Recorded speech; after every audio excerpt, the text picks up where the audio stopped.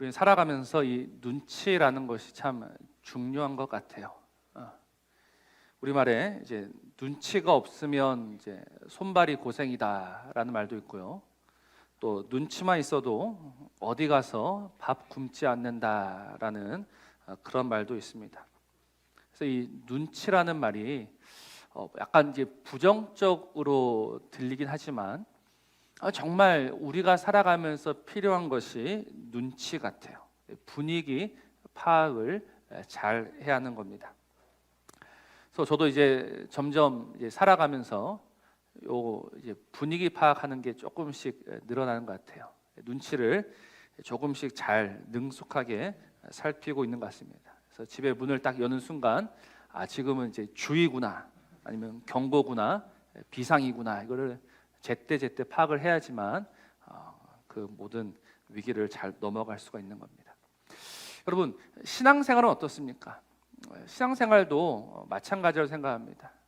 우리의 신앙생활도 지금이 어떤 때인지, 지금이 무슨 타이밍인지를 알아야 해요. 이거를 이제 영적으로 민감해야 된다, 영적으로 예민해야 한다라고 이야기는 하곤 하죠. 근데 이스라엘은 정말 이 영적으로 둔감하고 이 영적으로 너무 무지하고 어둡습니다. 그래서 이스라엘은 늘 분위기 파악을 못하죠. 대표적인 사건이 그 가데스 바네아에서 정탐꾼을 보냈던 사건이죠.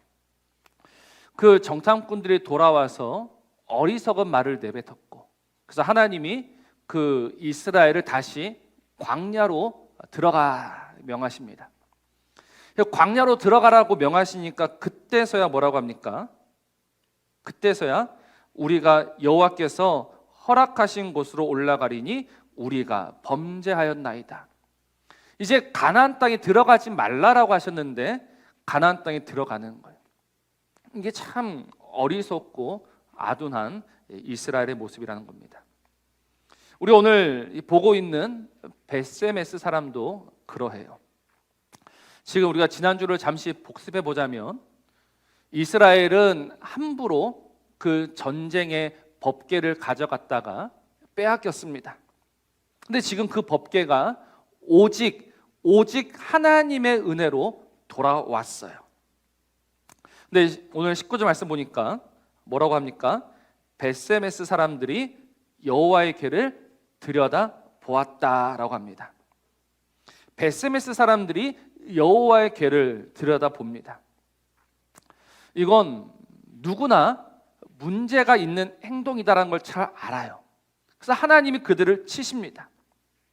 근데 이 본문을 잠잠히 묵상하는 가운데 왜 굳이 그 법궤 안을 들여다 보았을까라는 생각을 하게 되었습니다. 여러분들은 왜 벳세메스 사람들이 굳이 하나님께서 싫어하시고 하나님께서 금하신 그 법궤를 들여다본 이유가 뭐라고 생각하십니까? 단순히 호기심으로 이제 들여다보았다라고 하지만 저는 이 사무엘상 6장을 천천히 묵상하는 가운데 그들이 왜 들여다보았는지 조금은 알 것 같아요. 우리가 이제 사무엘상 6장을 보면요, 유독 강조되는 게 있습니다. 사실 그렇게 중요한 것처럼 보이지 않는데 강조되는 게 있어요. 4절, 5절, 8절, 11절, 15절에 계속해서 연거푸 나오는 이야기가 있습니다. 한번 보실래요? 4절, 5절, 8절, 11절, 15절입니다. 제가 좀 빨리 말씀을 드렸는데 4, 5, 8, 11, 15 보면 뭐가 반복되어 있습니까? 금독종 5과 금지 5입니다. 지금 블레셋 사람들이 이제 법궤를 돌려보내는데요, 그냥 돌려보면 안 된다. 그래서 속건제는 다 배우셨을 거예요. 이제 보상의 의미입니다. 그래서 우리가 이거를 그냥 돌려보내면 안 되고 이제 금독종, 금지 형상으로 이 금덩어리를 이제 같이 보내야 된다라고 이야기를 해요. 그래서 한 번쯤은 그 이야기가 나오면 괜찮을 것 같은데 4절, 5절, 8절, 11, 15 그리고 심지어 17절과 18절은요 그거에 대해서 다시 한번 굉장히 자세하게 이야기하고 있죠. 17절, 18절입니다. 블레셋 사람이 여호와께 속건 제물로 드린 금 독종은 이러하니 아스돗을 위하여 하나요? 가사를 위하여 하나요? 아스글론을 위하여 하나요? 가드를 위하여 하나요? 에그론을 위하여 하나이며 18절에도 드린 바 금쥐들은 하면서 또 똑같은 이야기가 나와요. 여러분 지금 이 하나님의 법궤가 돌아오는 일에 있어서 이 금 이야기가 제 생각에는 별로 중요하지 않은데 계속해서 나오고 있어요. 그 이유가 무엇일까?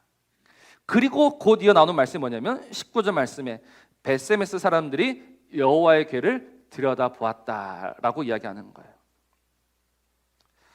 그 이유가 무엇인가? 여러분 블레셋 사람들이 그 금 독종 형상의 금덩어리, 금지 형상의 금덩어리를 어디에다가 넣어서 돌려보냅니까? 상자에 넣어서 돌려보냅니다.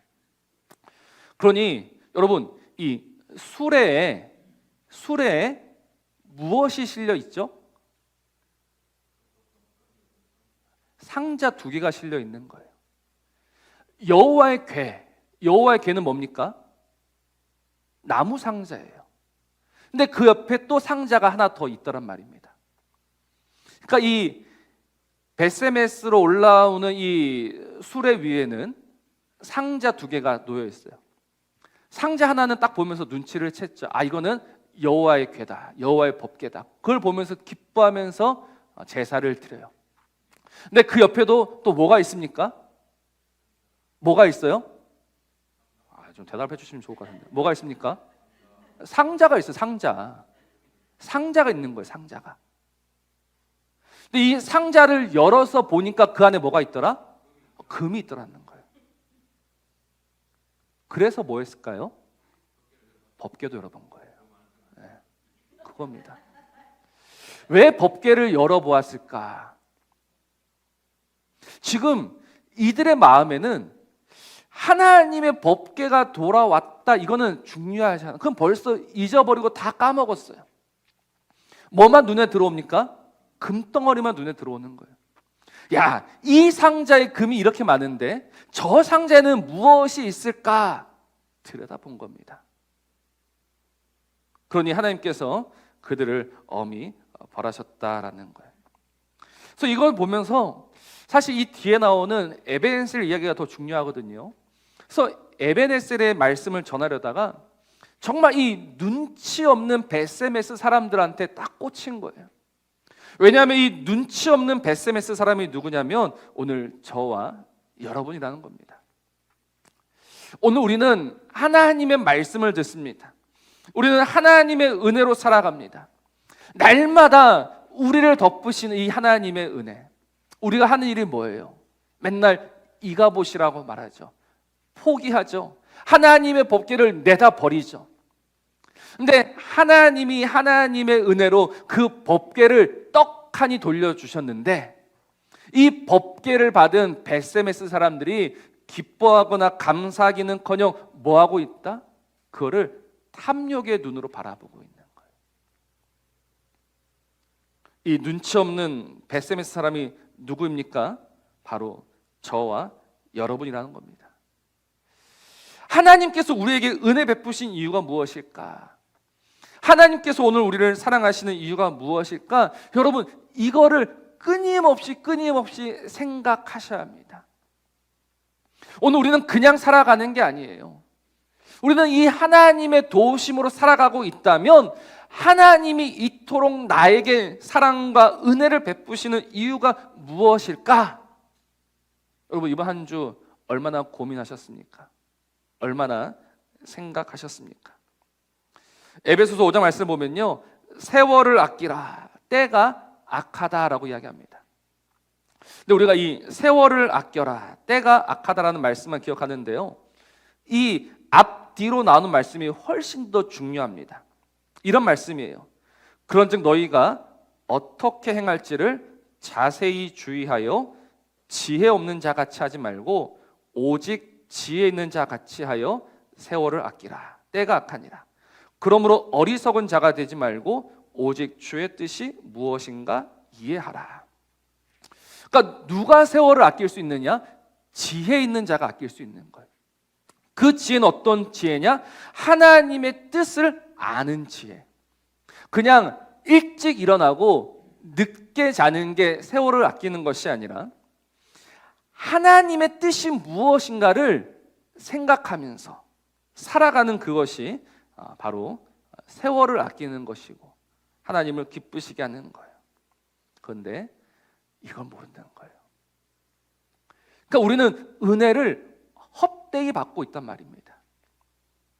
오늘 우리는 이 하나님의 은혜를 다 삼켜버리고 있어요. 그래서 지금 이 은혜의 때를 늘 놓치면서 살아가고 있는 거예요. 누구처럼요? 눈치 없는 베세메스 사람처럼 말입니다. 그래서 이 눈치 없는 베세메스 사람들이 뭐라고 이야기합니까? 우리 20절 같이 한번 읽어볼까요? 시작. 베세메스 사람들이 이르되 이 거룩하신 하나님 여호와 앞에 누가 능히 서리요? 그를 우리에게서 누구에게로 올라가시게 할까 하고. 이게 무슨 말이냐면요, 우리는 거룩하신 하나님 앞에 설 수 없다. 하나님이 제발 다른 곳으로 가셨으면 좋겠다라는 말입니다. 베세메스 사람들이 이 하나님의 은혜를 경험하고 있는데 정말 하나님께서 그들을 살리고자 그들에게 오셨는데 뭐라고 이야기한다? 우리는 하나님 앞에 설 수 없다. 제발 우리 하나님이 다른 곳으로 가셨으면 좋겠다라는 말을 하고 있는 거예요. 그래서 이 법궤를 기럇 여아림이라는 곳으로 보내버립니다. 너무 슬픈 장면 아닙니까? 너무 답답한 장면이지 않습니까? 하나님이 오셨습니다. 하나님이 이 베세메스 사람들을 죽이기 위해서 오셨을까요? 살리기 위해서 오셨을까요? 살리기 위해서 오신 거예요. 그런데 이 눈치 없는 사람들이 뭐라고 말하고 있다? 제발 우리에게서 떠나셨으면 좋겠다. 지금 이들은 하나님을 재앙으로 여기고 있는 거예요. 하나님을 재앙으로 여기고 있다니까요. 하나님이 그들에게 재앙이 되시려고 오셨습니까? 아니잖아요. 하나님이 어떻게든 그들을 살려내시고자 다시 한번 그들을 세우시고자 오셨는데 그들은 그 하나님을 밀어내고 있다라는 거예요. 그래서 이 고린도후서 6장 말씀이 참 옳습니다. 하나님의 은혜를 헛되이 받지 말라. 하나님의 은혜를 여러분 헛되이 받으시면 안 됩니다. 그러면 하나님의 은혜를 헛되이 받지 않는 것은 무엇인가? 고린도후서 6장 2절 말씀을 보면 이르시되 내가 은혜 베풀 때 너에게 듣고 구원의 날에 너를 도왔다 하셨으니 보라 지금은 은혜 받을 만한 때요 보라 지금은 구원의 날이로다. 그러니까 은혜를 헛되이 받지 않는 것은 무엇이다? 지금이 은혜의 때요 지금이 구원의 날이라는 걸 아는 거예요. 하나님의 은혜를 받으면 지금이 구원의 날이구나, 지금이 은혜의 날이구나, 하나님이 은혜 베푸신 이유가 바로 이것이구나라고 인정하고 고백하는 거예요. 그런데 눈치 없는 베세메스 사람들은요 몰라요. 몰라도 너무 모르는 거예요. 답답해도 너무 답답한 겁니다. 그러면 왜 베세메스 사람들은 왜 이렇게 눈치 없는 자가 되고 말았을까? 여러 가지 이유가 있을 수 있겠지만요, 그중 이유를 하나 꼽자면요, 이 베세메스의 지리적 특성 때문에 그렇습니다. 우리 한번 베세메스가 어디 있는지는 잘 몰라도 자 보십시오. 블레셋에서 이제 올라옵니다. 블레셋 사람들이 왜 베세메스로 보냈을까요? 제일 가까운 곳이에요. 블레셋과 맞닿아 있는 곳이 베세메스입니다. 그러니까 이 베세메스의 사람들의 눈에는 늘 뭐가 보입니까? 블레셋이 보이는 거예요. 계속해서 블레셋을 보면서 살아가고 있는 거예요. 저들은 뭘 먹고 살아가고 있는가? 저들은 왜 우리보다 큰가? 저들은 왜 우리보다 강한가? 저들은 왜 우리보다 부유한가? 날마다 블레셋만 보고 블레셋만 관찰하고 있는 거예요.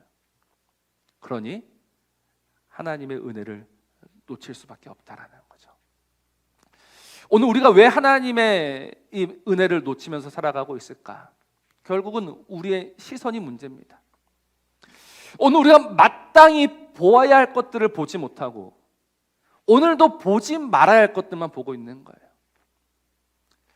그렇다고 해서 우리가 이 세상과 분리돼서 살아가야 된다는 이야기는 아닙니다.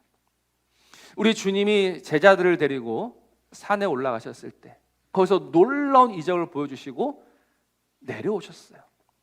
나는 너희들을 이 세상 속에 둔다라고 하셨어요.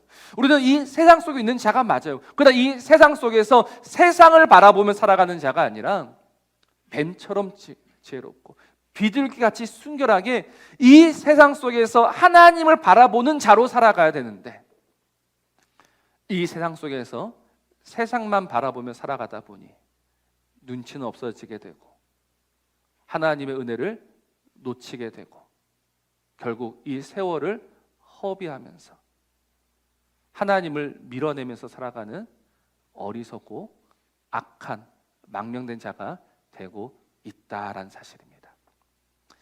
사랑하는 성도 여러분, 오늘 이 말씀 앞에 다시금 우리의 마음을, 우리의 시선을 돌려야 합니다.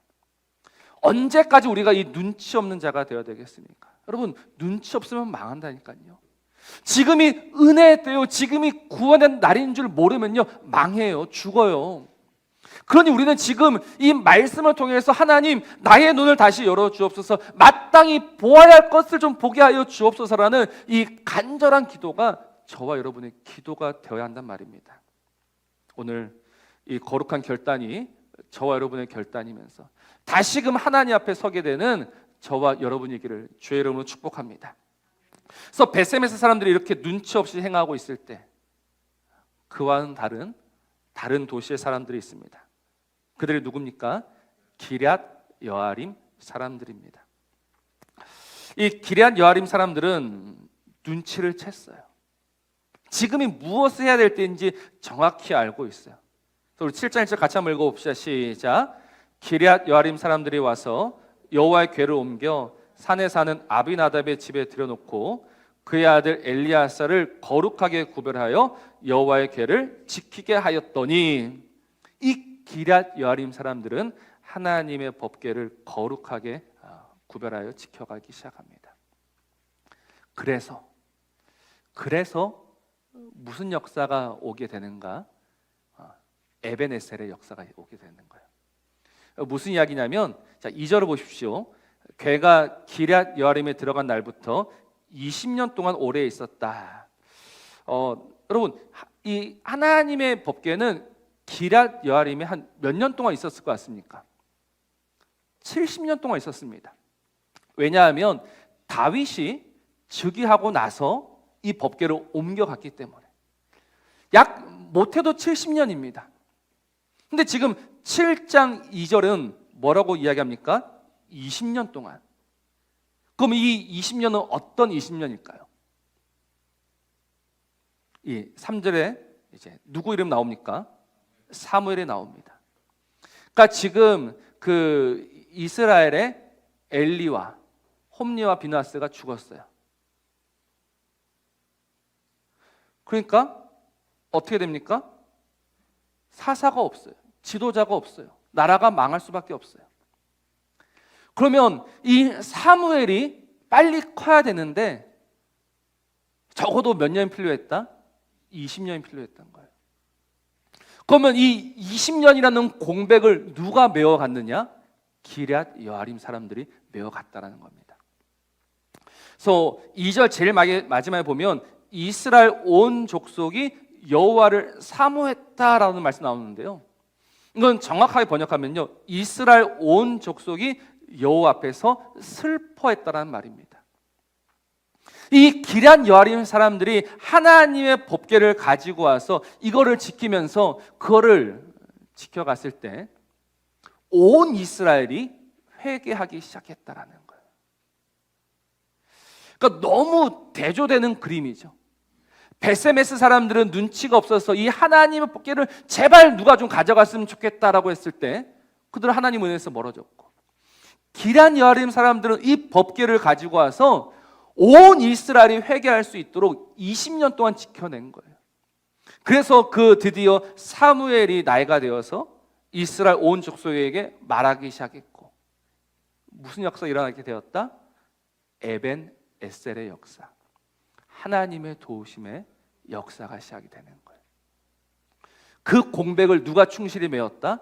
기럇 여아림 사람들이 메운 거예요. 그러니까 오늘 우리는 누가 되어야 될까요? 우리는 오늘 어떤 자가 되어야 될까요? 오늘 우리는 눈치 없는 이 베세메스 사람이 아니라 정말 이 하나님의 마음을 깨닫고 다시금 이 이스라엘을 돌이키는 이 일에 쓰임받는 기럇 여아림이라는 사람이 이 도시의 사람들이 되어야 되는 거예요. 그래서 오늘 우리가 있는 겁니다. 그래서 하나님이 교회를 두신 겁니다.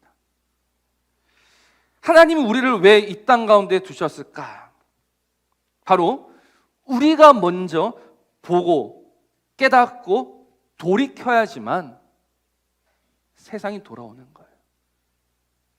우리가 오늘 아무것도 보지 못하고 아무것도 깨닫지 못하고 우리가 돌아서지 않는데 세상이 보고 세상이 깨닫고 세상이 돌아온다? 그럴 수는 없는 겁니다. 그러니까 하나님이 교회를 두신 이유가 이거란 말이에요. 하나님이 왜 우리를 부르셨을까? 왜 우리를 부르셔서 이 땅 가운데 두셨을까? 그냥 단순히 잘 먹고 잘 살라고 두신 게 아니란 말입니다. 우리는 이 땅 가운데 이 하나님의 영광, 하나님의 빛을 나타내는 자로 부름받은 자들이에요. 그런데 점점 이 눈치 없는 교회가 지금 뭘 어떻게 해야 할지를 모릅니다. 이 눈치 없는 교회가 눈앞에 있는 그 금상자에만 마음이 빼앗겨가지고 이 하나님을 점점 멀리하고 있는 거예요. 그러니 하나님이 베세메스를 치셨던 것처럼 교회를 때리실 수밖에 없는 거예요. 감사한 거는 이 매를 맞으면서 깨닫는 자가 있더라라는 거예요. 이 매를 맞으면서도 하나님이 나를 미워하신다, 하나님 나를 싫어하신다가 아니라 그 매를 맞으면서 다시금 이 하나님의 마음과 하나님의 뜻을 생각하는 자가 있는 거예요. 어떻습니까? 여러분들은 매를 맞으시면서 하나님이 나를 미워하신다라고 생각하십니까? 아니면 그 매를 맞으시면서도 여전히 하나님의 사랑이 나와 함께하고 있고 다시금 하나님이 나에게 원하시는 것이 있구나라는 것을 생각하고 있습니까? 우리는 마땅히 생각해야 합니다. 우리는 이 지혜가 있어야 합니다. 그래야지만 우리가 이 땅에 존재할 이유가 있고 살아갈 이유가 있는 거예요. 이 마지막 때 정말 이 하나님의 마음을 깨닫는 저와 여러분 되기를 바랍니다. 이 하나님의 마음을 몰라서 여전히 어리석은 길로 망령된 길로 가는 자가 아니라 정말 우리가 있어야 될 곳에 있고 우리가 마땅히 보여야 될 것들을 보여주면서 이 세상 가운데 거룩한 이정표로 남아야 합니다. 교회는 세상의 길을 따라가지 않습니다. 교회는 세상의 길을 뒤쫓지 않습니다. 교회는 오히려 이 세상을 향해서 너희들이 가는 그 길은 망하는 길이다. 너희들이 지금 고집하는 그 길은 결국은 죽는 길이다라고 날마다 선포하는 곳이 교회입니다. 여기에 생명이 있고 여기에 하나님의 구원이 있고 여기에 하나님의 나라가 있다는 것을 쉬지 않고 선포하는 곳이 교회여야 됩니다. 교회는 잘 먹고 잘 살기 위해서 모인 것이 아닙니다. 교회는 우리의 문제를 어떻게 한번 해결해 보고자 모인 것도 아닙니다.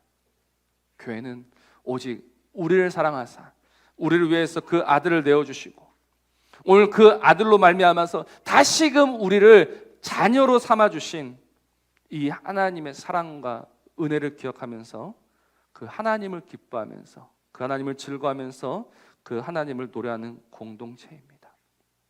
여러분, 이 교회 삶을 놓치지 마십시오. 정말 눈치 없는 교회가 되시면 안 됩니다. 망하는 지름길입니다. 다시 한번 이 말씀으로 우리의 마음을 하나님께서 어루만져 주시고 고쳐 주시고 새롭게 하시어서. 그 마지막이 무엇일까요? 다니엘서 12장 3절은 이렇게 말씀하고 있습니다. 지혜 있는 자는 궁창의 빛과 같이 빛날 것이요 많은 사람을 옳은 대로 돌아오게 하는 한 자는 별과 같이 영원토록 빛나리라.